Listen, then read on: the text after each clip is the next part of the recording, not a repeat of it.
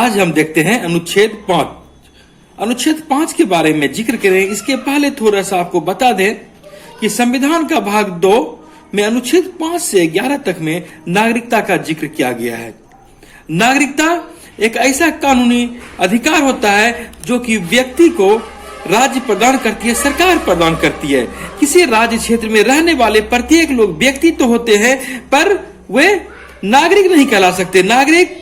को विशेष अधिकार प्राप्त होता है, उन्हें अवसर की समानता होती है, कानूनी अधिकार होता है, राजनीतिक अधिकार होता है जो कि वहां रहने वाले लोगों को नहीं मिलता है बल्कि जो नागरिक होते हैं उन्हें ही मिलता है। कुछ मूल अधिकार है जैसे अनुच्छेद 15, 16,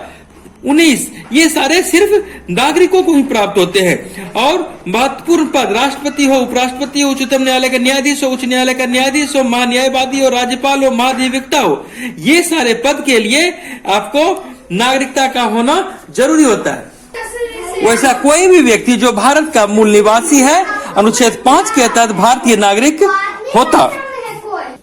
आपको बता दें भारतीय संविधान में कुल 395 अनुच्छेद है जो कि 26 जनवरी 1950 से लागू हुआ, लेकिन हम जानते हैं कि हमारा संविधान 26 नवंबर 1949 को ही पूरा हो गया था। और इसमें 26 नवंबर 1949 के बाद से तुरंत बाद से 16 अनुच्छेद लागू कर दिए गए थे, जिसमें से नागरिकता से संबंधित अनुच्छेद 5, 6, 7, 8, 9 ऐसे अनुच्छेद रहे जो कि संविधान निर्माण के तुरंत बाद से लागू कर दिए गए थे। संविधान नागरिकता को तत्कालीन समय में अनुच्छेद 5 के तहत 3 शर्तों को जो पूरा करता था उसे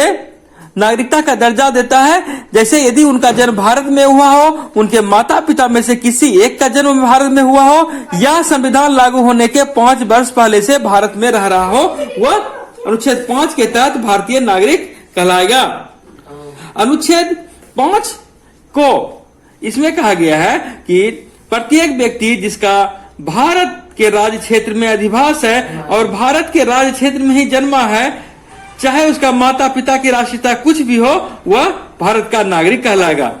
वहीं अनुच्छेद 5 ख में कहा गया है कि भारत के राज्य क्षेत्र में अधिवासी प्रत्येक व्यक्ति जिसके माता या पिता में से कोई भारत के राज्य क्षेत्र में जन्मा था, उसके माता पिता की राष्ट्रीयता चाहे कुछ भी रही हो, ऐसे व्यक्ति का जन्म स्थान कुछ भी हो, भारतीय नागरिक होगा। और अनुच्छेद 5 ग में कहा गया है कि प्रत्येक व्यक्ति जिसके माता पिता का जन्म भारत में नहीं हुआ था किंतु भारत के राज्य क्षेत्र के अधिवासी हैं, संविधान के प्रारंभ से ठीक पहले इसके 5 वर्ष की अवधि तक के लिए उस समय से 5 वर्ष पहले से भारत के राज्य क्षेत्र में रह रहा था वो, और वैसे व्यक्ति का माता पिता का राष्ट्रीयता यहाँ पर जरूरी नहीं है। जैसे यहाँ पर उदाहरण द्वारा समझ सकते हैं, कोई पुर्तगाली बस्ती का कोई नागरिक यदि संविधान के प्रारंभ होने के ठीक 5 वर्ष से यहाँ रह रहा है, भारत में निवास कर रहा है और भारत में अस्थायी रूप से निवास करने का